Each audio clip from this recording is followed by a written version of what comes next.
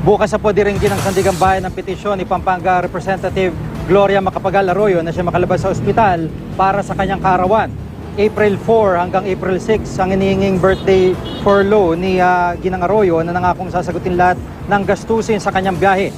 Ayon kay dating First Gentleman Mike Arroyo, kung papayagan daw ng Sandigan Bayan, plano nilang magsagawa ng medical mission. Maghahanda rin sila ng isang espesyal na salo-salo. Tumanggi naman magkomento si Attorney Arroyo sa payag ni House Speaker Sonny Belmonte na sa halip na palabasin, luwagan na lang mga patakaran sa Veterans Memorial Medical Center para makasama ng dating Pangulo ang mga gustong bumati sa kanya. Git ni Attorney Arroyo, kailangan na kasi ng kanyang asawa ng konting pagbabago sa kanyang kapaligiran.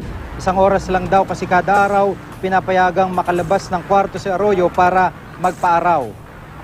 Patuloy raw ang pagpapayat ni Ginang Arroyo at lalong lumalala ang kanyang problema sa likod at lalamunan.